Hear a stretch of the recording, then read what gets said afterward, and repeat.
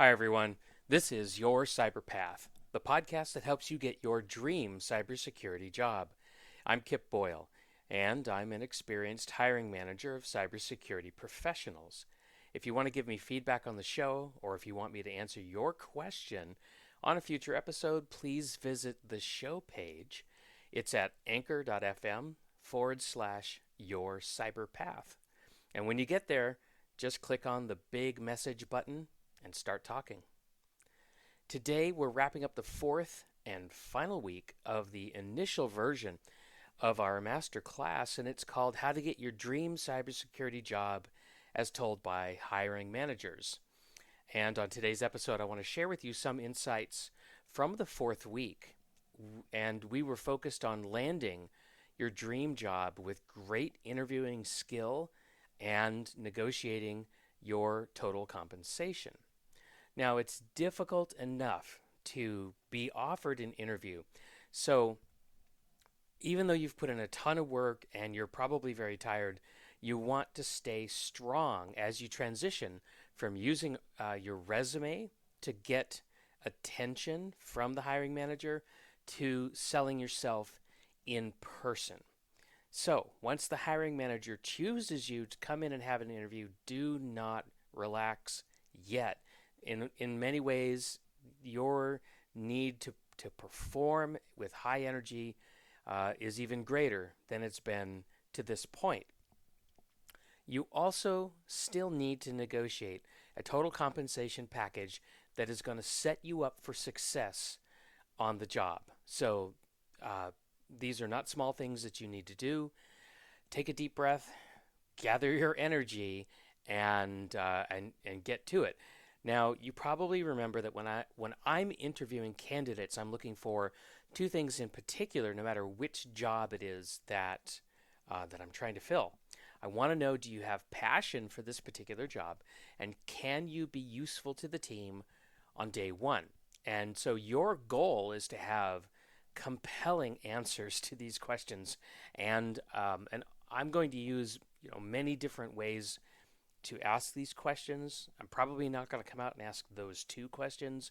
So, so pay attention, but know that that's what I'm looking for. Now, you should not be holding back. You need to show enthusiasm, and you need to tell me about all the cool stuff you've been doing to to demonstrate your passion. So perhaps you've been volunteering at cybersecurity conferences. Maybe you even spoke at one. Um, Maybe you worked really hard and you got a really tough, relevant certification. So tell me about that. What was that like for you? And share some details and do it with enthusiasm. And don't forget to make it clear how you can solve the problems that this job that you want was designed to deal with. So, as an example, if this is a vulnerability management program and this is a job within that program, then you need to tell me about your prior experiences finding and mitigating vulnerabilities that had no patch. I mean, most vulnerabilities you deploy a patch and then you check to make sure that the patch worked. But tell me, I mean, that's not too hard relative to a vulnerability that has no patch. So tell me about that time when you had to roll up your sleeves and really figure out how are we going to mitigate this thing that has no patch. Who did you work with? Whose help did you get? How did you collaborate? What was the end result? And I'm not looking for perfection. I know in the real world things don't always work the way that you expect them to. So tell me about that and tell me how you recovered from difficult situations. Okay, now, something that I believe makes a strong candidate in an interviewing situation is when you bring insightful questions about us, the potential employer. Who are we and how do we work? I encourage you to think of a job as a relationship. And that means you need to make sure that we are a good fit for you. Because I guarantee you, we're trying to figure out if you're a good fit for us. We might think you are, but you may not be so sure. And if you don't ask the question, the only way you're going to find out is to land the job, and then give it a try.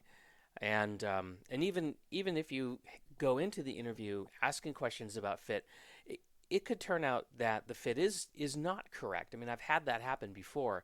So there's no silver bullet here, but you should absolutely be asking the questions. Do I really want to work for this employer? Okay, so that's about acing the interview. Now let's talk about negotiating your total compensation. There's there's more to talk about on this subject than we have time to in just one episode today. I'll do a whole future episode on some uh, total compensation strategies and techniques, but let me offer you a couple of thoughts right now. Okay, so one of the most important things is you've got to remember that your current and prior compensation is irrelevant. The only thing that matters with respect to this new job that you're pursuing is the local market rate for that job.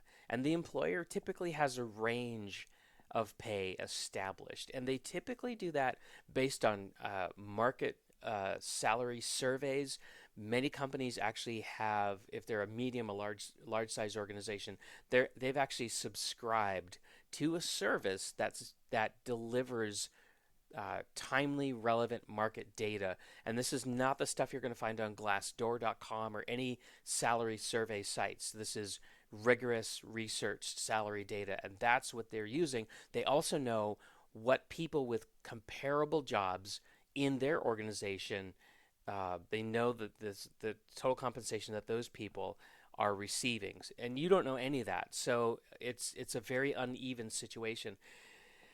But you've got to figure out how to navigate these waters. So that's one thing, and I'll talk about how to do that in a moment. But the other thing that you have to realize is that even though the employer has all these advantages, they're still expecting you to negotiate. And so you've got to use that to your advantage, right?